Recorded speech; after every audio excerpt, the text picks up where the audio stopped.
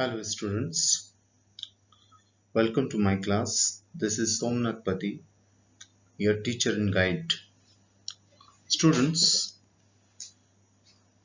आज हम लोग आपके supplementary reader book footprints without feet first chapter और triumph of surgery written by doctor James Herriot के वीडियो लेसन पार्ट 3 पर बात करेंगे। जैसा कि इससे पहले दो पार्ट्स में आप लोगों ने पार्ट 1 में समरी एंड पार्ट 2 में page number 1 to page number 3 तक के line by line explanation already आप लोगों ने देख चुके हैं और समझ चुके हैं होपफुली। तो आज हम लोग पार्ट 3 में जो remaining parts of the story है इस पर डिस्कस करेंगे। अगेन मैं चाहूंगा कि you should open your book and go to page number 3 again and there वहां पे आप अपने बुक के साथ ही कंटिन्यू करेंगे, वीडियो को देखेंगे and hope you will learn and enjoy both. So let's begin.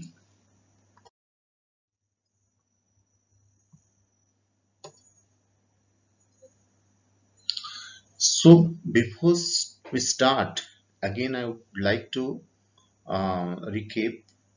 हम लोग वापस फिर से स्टोरी को शॉर्ट में समझते हैं।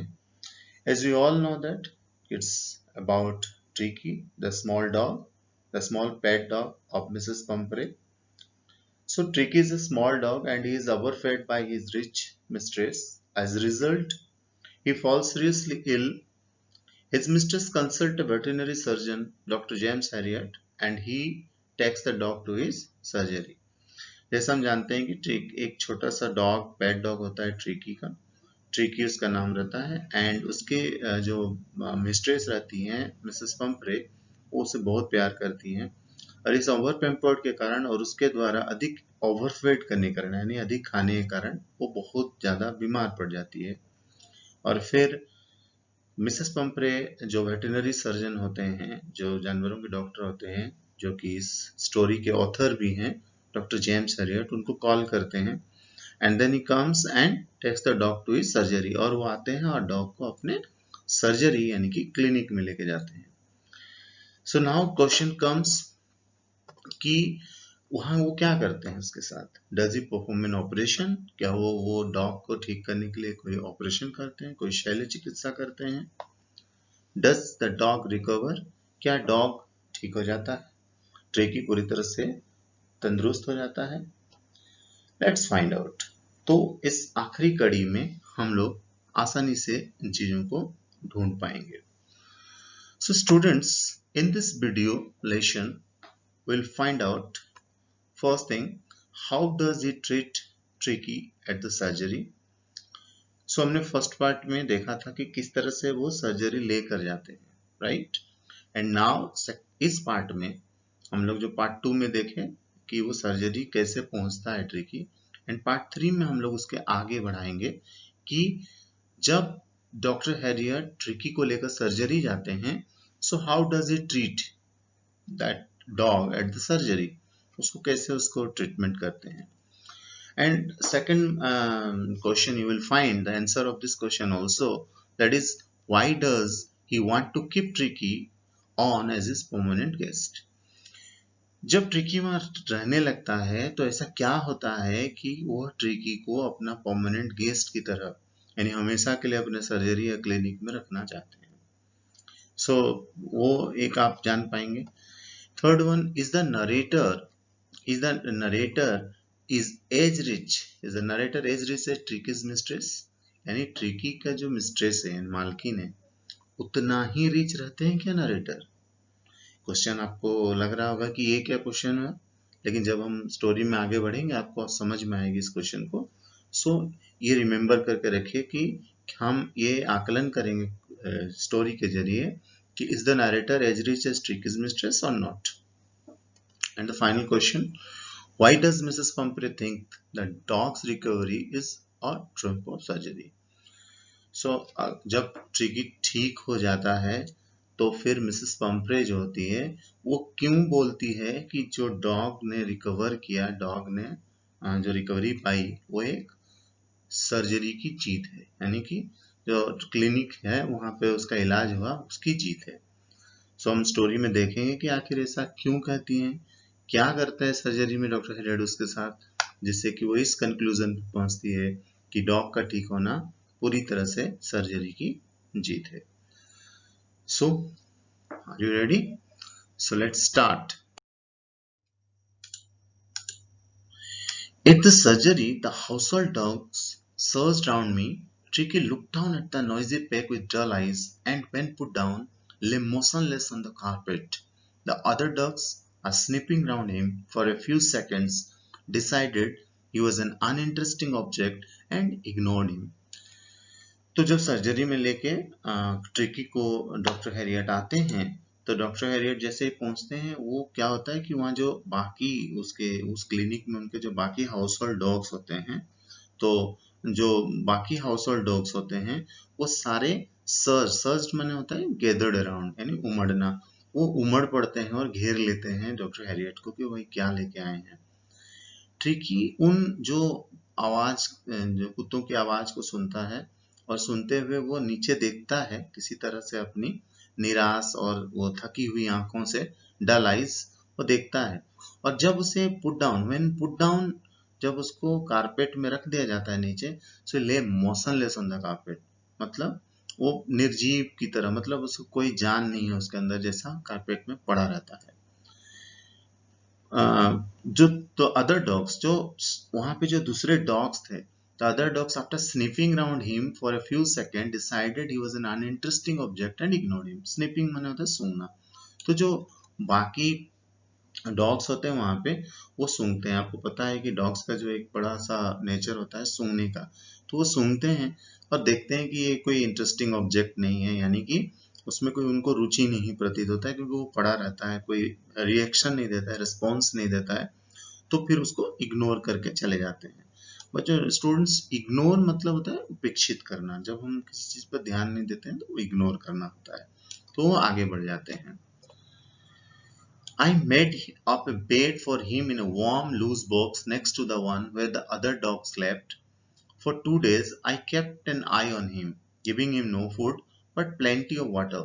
At the end of the second day, he started to show some interest in his surroundings, and on the third, he began to whimper when he heard the dogs in the yard.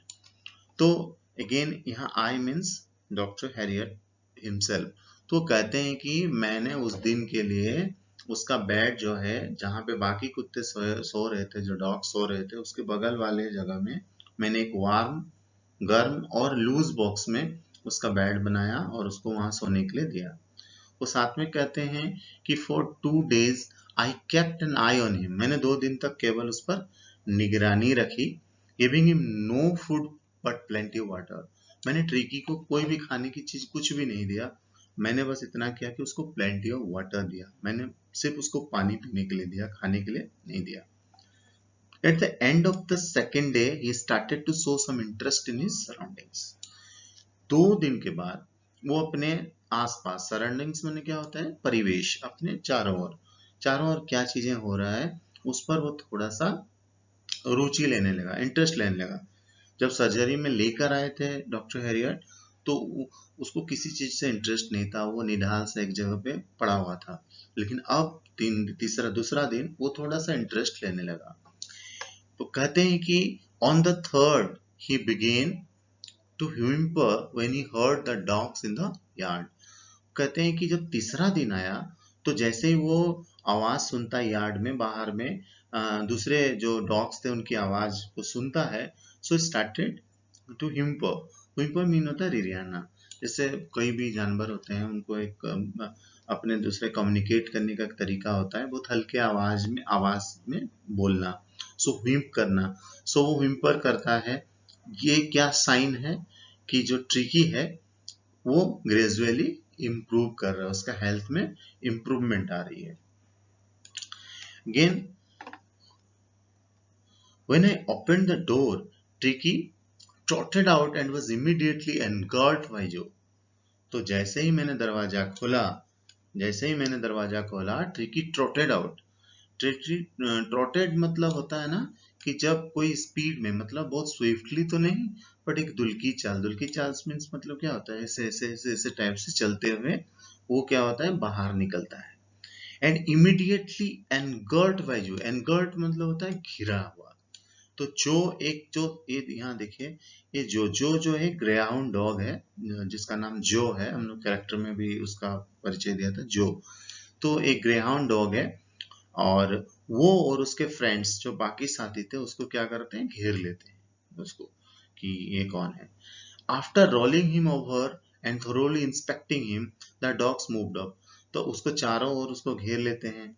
And rolling means यहाँ पर हम बोलेंगे कि उसके चारों ओर घूमने के बाद क्या करते हैं, उसको इंस्पेक्ट करते हैं, यानी कि पूरे चारों तरफ से इंस्पेक्टिंग मतलब होता है निरीक्षण करना या निगरानी करना।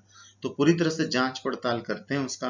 And then the dogs moved up down the garden, और जो डॉग्स हैं वो गार्डन की तरफ आगे बढ़ जाते हैं। ट्रिकी फॉलोड देम, ट्रिकी उनके पीछे पीछे जाता है। रोलिंग स्लाइटली, वो लुढ़कते हुए किसी तरह से धीरे धीरे जाता है, क्योंकि विथ हिज सरप्लस फैट, अभी भी उसके शरीर में काफी फैट रहता है, तो वो उनके जैसा तो तेजी से नहीं जा सकता था। तो अपने सरप्लस फैट के साथ वो धीरे धीरे लुढ़कते हुए जाता है। एंड लेटर दैट डे, उस दिन बाद में, I was present in feeding time. वो फिर बताते हैं, पूरे दिन का वो बता रहे हैं। तो बाद में वो कहते हैं कि जब फीडिंग टाइम आता है, फीडिंग मतलब होता है जब सारे डॉग्स को खाना खिलाने की बारी आती है, तो जब फीडिंग टाइम आती है तो डॉक्टर एलियट कहते हैं कि मैं फीडिंग टाइम में मौजूद था। तो वहां क्या होता है, लेट्स सी। सो कहते हैं, I watched while Tristan slopped the food into the bowls. There was the usual headlong rush followed by the sounds of high-speed eating. Every dog knew that if he fell behind the others, he was liable to have some competition for the last part of his meal. तो कहते हैं कि जब मैंने देखा, यहाँ यहाँ देख सकते हैं कि यहाँ पे जैसे डॉक्टर एरियट देख रहे हैं, वॉच कर रहे हैं, तो उनका मैंने बड़ा वॉच किया। ट्रिस्टन उनका एक स्टाफ है सर्जरी में जो खाना वाना देता है। तो Tristan slope the food, slope मैंने होता है किसी जगह पे चलकाना है, बहा देना। जैसे कोई जगह है ऐसे, यहाँ पे बहुत सारा एक बड़ा सा बाउल जैसा है कुछ है, तो यहाँ पे ऐसे रहता है, तो यहाँ पे खाना हम लोग क्या करते हैं, स्लाइड कर देते हैं। तो उसने स्लॉप कर दिया फूड उस बाउल्स में। एंड जैसे ही बाउल्स में डालता है तो देयर वाज द यूजुअल हेडलॉन्ग रस। हेडलॉन्ग में क्या होता है, सिर के बल। तो देयर वाज यूज हेडलॉन्ग रस। हेडलॉन्ग रस मतलब आप जानते होंगे, सारे जब डॉग्स एक जगह पे उस बाउल में हाथ मार अपने मुंह मारेंगे, तो उनके बीच जो हेडलॉन्ग मतलब सिर के बल, उनके बीच में कंपटीशन होगा, कॉन्टेस्ट होगा कि कौन खा सकता है अच्छे से। और बड़ा हाई स्पीड ईटिंग होगा और उसकी साउंड सुनने लायक होता। Every dog knew that, her dog को पता था कि अगर वो पीछे छूटता है तो फिर दूसरे जो हैं वो उसके हिस्से का खा जाएंगे, और फिर जो बचेगा वो उसे खाने के लिए मिलेगा। He was able to have some competition for the last part of his meal. तो फिर उसे कंपटीशन करना ही है। ऐसे भी हम जानते हैं सर्वाइवल ऑफ द फिटेस्ट, यानी कि जो फिट रहेगा वही सरवाइव कर सकता है। तो वहां पर वो चीज था। When they had finished, Tricky took a walk around the shining bowls, licking casually inside one or two of them. Next day, an extra bowl was put out for him, and I was pleased to see him jostling his way towards it. तो जब सारे dogs अपना खाना खत्म करते हैं तो tricky धीरे धीरे वहां जाता है, और उस शाइनिंग बॉल्स, क्योंकि उन लोग लिकिंग कर दिया था, चाट लिया था, तो वो पूरे चमक रहे थे जो बॉल्स में जिसमें खाना दिया गया था। सो उनको वो उसके चारों ओर घूमता है, और उसमें जो एक दो दाना बच गया होता है उसको लिक करता है। यानी कि यहाँ पे हम लोग बोले लिकिंग माने होता है कि चाटना। तो वो करता है, एंड देन वो कहते हैं कि वो किसी तरह से वो जो भी बचा रहता है खाता है। सो कहते हैं कि नेक्स्ट डे, यानी कि डॉक्टर एलेट कहते हैं कि next day an extra bowl was put out for him. तो एक अतिरिक्त बाउल उसके लिए दिया जाता है ताकि वो उसको भी खाना मिल सके। और I was pleased, doctor AILET कहते हैं कि मैं बहुत खुश था ये देखकर कि वह jostling his way towards it. Jostling means होता है कि ढकेलना, अपने आप को किसी तरह से उस बाउल की तरफ ढकेलते हुए वो जाकर खाना चाहता था। ये देखकर जो डॉक्टर हैरियट हैं वो काफी खुश हुए। From then on, his progress was rapid. He had no medicinal treatment of any kind, but all day he ran about with the dogs, joining in their friendly scrimmages. So कहते हैं कि उसके बाद से उसने बहुत तेजी से प्रोग्रेस किया, उसमें जो सुधार हुआ वो बहुत तेजी से होने लगा। He had no medicinal treatment of any kind, but all day he ran along with the dogs. कहते हैं कि आपको मैं बता दूं, मैंने उसका कोई भी मेडिसिनल ट्रीटमेंट नहीं किया था, यानी कि उसको मेडिसिन का यूज नहीं किया था उसके ट्रीटमेंट में मैंने कुछ भी, ऐसा डॉक्टर हैरियट कहते हैं। वो कहते हैं कि वो दिन भर, but all day he rain about with the dogs, वो पूरा दिन भर वो डॉग्स के साथ दौड़ता था, ज्वाइनिंग इन देयर फ्रेंडली स्क्रिमेजेस। स्क्रीमेजेस मतलब बच्चों होता है हाथापाई या गुत्थम गुत्था। आप देखते हैं दोस्ताना हम लोग लड़ते रहते हैं, जानवर भी आपस में एक दूसरे के ऊपर गुत्थम गुत्थाई करते हैं, दैट इज कॉल्ड स्क्रीमेजेस। तो कहते हैं कि पूरा दिन उनके साथ दौड़ता रहता था और ज्वाइनिंग इन देयर फ्रेंडली स्क्रीमेजेस, जो दोस्ताना उनके अंदर हाथापाई या गुत्थम गुत्था होती थी उसमें वो शामिल होता था। He discovered the joys of being bowled over, trampled on and squashed every few minutes. यानी ट्रैम्प मीन्स होता है कुचलना, स्क्वैश्ड मीन्स होता है पराजित होना। तो वो उसे बहुत मजा आता था, वो उस चीज में उसको खुशी मिलती थी, जॉय मिलती थी कि उसको गिरा दिया, उसके ऊपर कोई उसको कुचल के खड़ा हो गया, कोई उसको हरा दिया, स्क्वैश्ड कर दिया, यानी कि पराजित कर दिया, इसमें से कोई दिक्कत नहीं होती थी। ही became an accepted member of the game of the gang.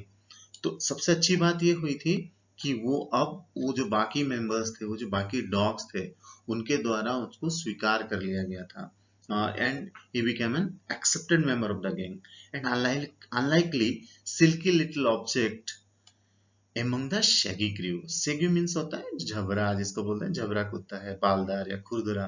तो सारे कुत्ते वैसे ही थे, झबरा कुत्ता थे, बालदार थे। तो ये बड़ा सिल्की सा, बड़ा क्यूट सा एक छोटा सा डॉग था। तो ऐसा लगता था कि उनके बीच में एक अनलाइकली एक चीज आ गया जो उनकी बाकी डॉग्स की शोभा को भी बढ़ा दिया। Fighting like a tiger for his share of its meal times and hunting rats under old hen house at night। कहते हैं अब धीरे धीरे उसमें इतना सुधार हुआ कि अब वो टाइगर की तरह, जब लड़ाई होती थी तो वो टाइगर की तरह जाता था, जब मील टाइम्स में स्पेशली जब खाना दिया जाता था तब वो पीछे नहीं रहता था। अब वो भी फाइट करने लगा टाइगर की तरह कि उसे अपने हिस्से का खाना मिल सके। And hunting rates in the old हेन हाउस, और वहीं पर ही एक ओल्ड हेन हाउस था जहाँ पर कि बहुत सारे रेट्स रहते थे। तो जो डॉग्स होते थे they used to go there and to hunt a rat, तो वो भी उनके साथ जाता था हंटिंग के लिए और रेट हंटिंग करता था। और इन सब चीजों में उसे बहुत मजा आने लगा था, बिकॉज ये सब अनलाइकली था उसके लिए, क्योंकि सब चीज तो पहले कभी किया नहीं था।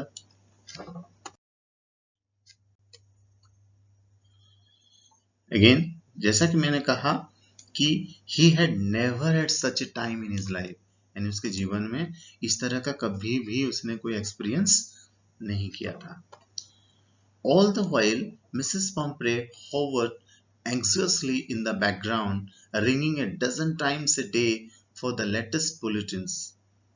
I dodged the questions about whether his cushions were being turned regularly or his correct coat worn according to the weather, but I was able to tell her that the little fellow was out of danger and convalescing rapidly. So यहाँ पर तो वो क्या करते हैं कि जैसे miss all the while उनको लगता था कि हर समय जो है मिसेस पॉम्फ्रे जो है वो बड़ी एंक्सियसली का मतलब होता है उत्सुकता पूर्व, यानी जब किसी कोई उत्सुक होता है जानने के लिए तो उत्सुकता पूर्वक, और ओवर मैंने होता मंडराना। तो इनको ऐसा लगता था डॉक्टर हैरियट को कि मिसेस पम्फ्रे उनके चारों तरफ मंडरा रही है हमेशा, और वो दिन भर में डजन टाइम्स, दर्जनों बार कॉल करती थी और जानने का प्रयास करती थी कि कैसे है। I does the questions about whether his questions were, वो क्या पूछती थी, वो बारिश कर देती क्वेश्चन, यानी कि टालना। डज्ड मैंने होता है टालना। तो वो क्वेश्चन क्या पूछती थी कि whether his questions were being turn regularly, क्या उसके कुशंस को बदला जाता है कि नहीं, और his correct coat worn according to the weather, weather के हिसाब से उसे कोट पहनाया जाता है कि नहीं। तो उन सभी सवालों को वो क्या करते थे, टालते थे। इट डज्ड, तो टाल देते थे सारा। And but I was able to tell her that the little fellow was out of danger and convalescing rapidly. पर मैं हमेशा उन्हें एक ही बात कहते आता था कि आपका जो डॉग है, जो पेट है, वो आउट ऑफ डेंजर है, आप खतरे से बाहर है। एंड कॉन्वेलेसिंग, कॉन्वेलेसिंग का मतलब होता है कि स्वास्थ्य लाभ होना। जब हम बीमार होते हैं और धीरे धीरे स्वास्थ्य लाभ करते हैं, गेनिंग हेल्थ, उसी को ही हम लोग कॉन्वेलेसिंग कहते हैं। यहाँ पर स्वास्थ्य लाभ होना, तो वो कहते हैं कि वो बहुत तेजी से कॉन्वेलेसिंग यानी कि स्वास्थ्य लाभ कर रहा है। The word convalescing seemed to do something to Mrs. Pumphrey. मानो जो शब्द मैंने बोला कि कन्वल्सिंग, वो कुछ जादू कर गया मिसेस पंपरी के ऊपर, कुछ तो काम कर गया ऐसा लगता है। क्यों ऐसा कह रहे हैं doctor Harriet? Because she started to bring round fresh eggs 2 dozens at a time to build up Tricky's strength. For a happy period of my partners and I had 2 eggs each for breakfast. But when the bottles of wine began to arrive, the real possibilities of the situation began to dawn on the household. तो कहते हैं कि मानो कि वो कॉन्वेलेसिंग जो word मैंने कहा कि वो कुछ काम कर गया। और मिसेस पंपरे ने क्या किया, क्या सोचा पता नहीं, पर उन्होंने एग्स भेजना शुरू किया। हर दिन 2 दर्जन अंडे वो ट्रिकी के लिए भेजते थे, ताकि ट्रिकी का स्ट्रेंथ बिल्ड हो सके, उसका स्ट्रेंथ बढ़ सके। तो मेरे मीन्स डॉक्टर हैरियट कहते हैं कि मेरे और मेरे पार्टनर्स के लिए तो खुशी की बात था, क्योंकि हमें अभी अपने ब्रेकफास्ट में 2 अंडे मिल जाते थे।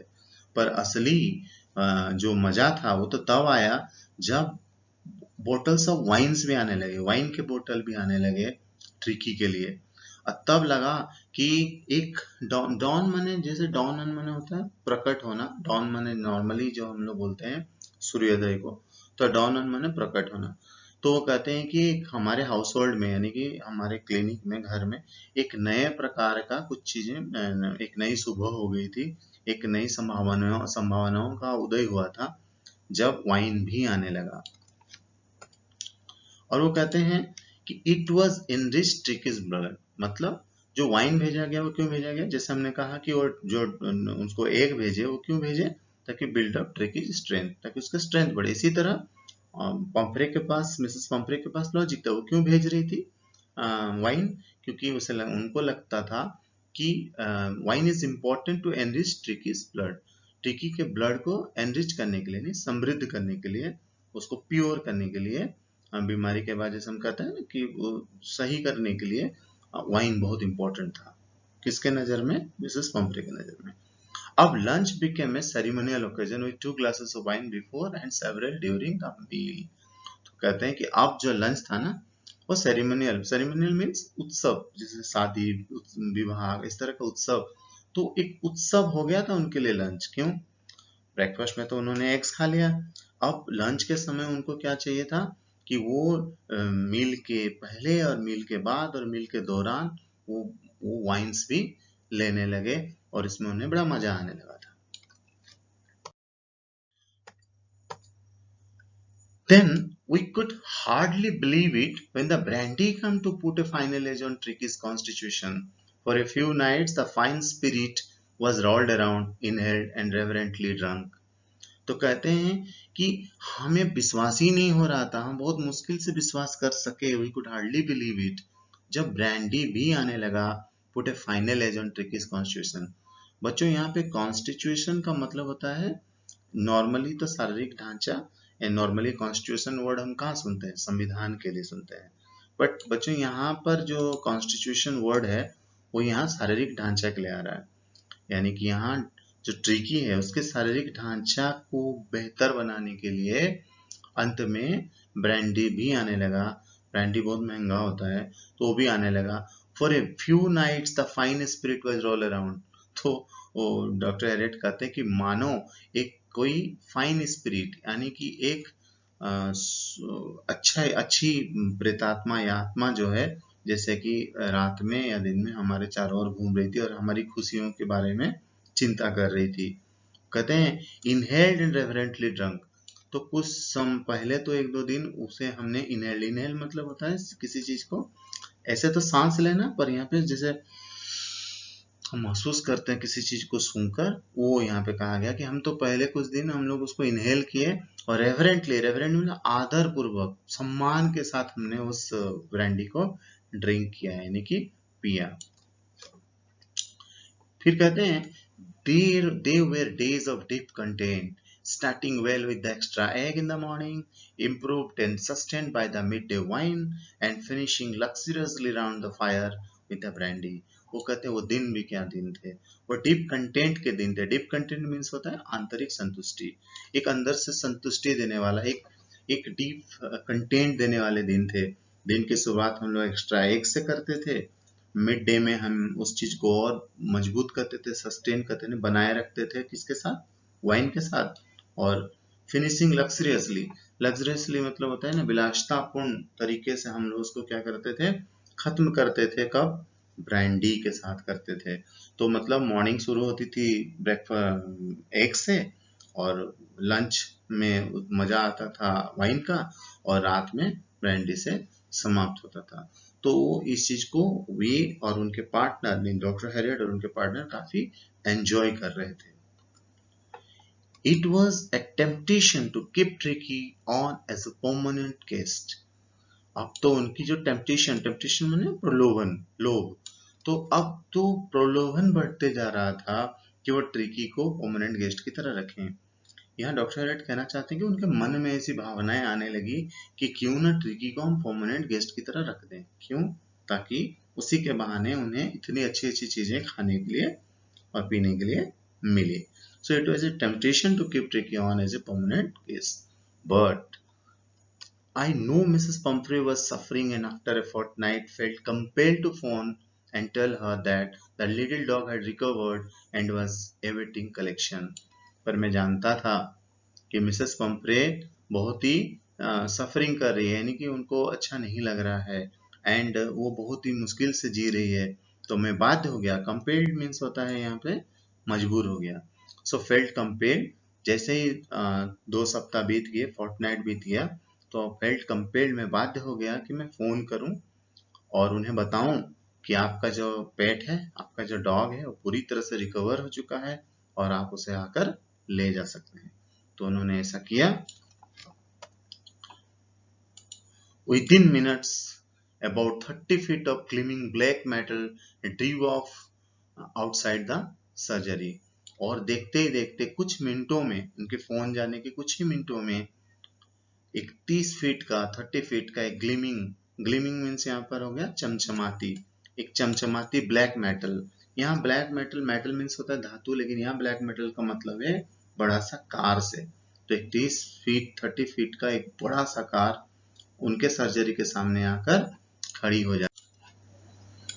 The chauffeur opened the door and I could just make out the figure of Mrs. Pumphrey almost lost in the interior। तो जैसे ही शेफर जो होता है, शेफर मीन्स होता है ड्राइवर, शेफर जो जब दरवाजा खोलता है तो डॉक्टर हेड कहते हैं कि मैं ये ध्यान देने की कोशिश करता हूँ कि मिसेस पंपरे का रिएक्शन कैसा है, वो किस तरह से दिख रही है। तो देखते हैं कि her hands very tightly clasped in front of her, her lips trembled. और देखते हैं क्लैप्स्ड मतलब होता है कि लगा हुआ, एंड क्लैप्स्ड मतलब लगा हुआ, एंड ट्रेम्बल्ड मैंने होता है कांपना या थरथराना। तो देखते हैं कि उनके हाथ जो हैं वो ऐसे लगे हुए हैं और उनकी होंठ जो है वो कंपा रही थी। तो कंपा रही थी और वो क्या कहती है, वो कहती हैं, oh mister Herriot, to tell me the truth, is he really better. तो कहती हैं कि ओ मिस्टर हैरियट, प्लीज मुझे बताइए ना, सच्चाई बताइए, वो कैसा है, क्या वो ठीक हो गया है, वो सच में सही है। यानी वो ट्रिकी के बारे में इंक्वायरी कर रही हैं। अब डॉक्टर हैरियट रिप्लाई करते हैं, yes he is fine, there is no need for you to get out of the car, I will go and fetch him. वो कहते हैं कि हाँ बिल्कुल, वो पूरी तरह से ठीक है। आपको कार से बाहर आने की जरूरत नहीं है। मैं जाता हूँ और उसे लाता हूँ। फेच मीन्स होता है लाना, मैं उसे लेकर आता हूँ। I walked through the house into the garden. A mass of dogs was huddling round and round the lawn, and in their midst, ear flapping, tail waving, was the little golden figure of Tricky. In 2 weeks, he had been transformed into a lithe, hard-muscled animal. He was keeping up well with the pack, stretching out in great bounds, his chest almost pressing the ground. तो कहते हैं कि मैं house के अंदर होते हुए garden में जाता हूँ, और गार्डन में जाके मैं देखता हूँ कि mass of dogs was hurtling round and round the lawn and their midst. तो क्या होता है, देखिए यहाँ दो तीन शब्द हैं। हटलिंग मीन्स होता है सनसनाते, मिड्स माने होता है मध्य, फ्लैपिंग माने होता है फड़फड़ाना, एंड वेविंग माने होता है हिलाना।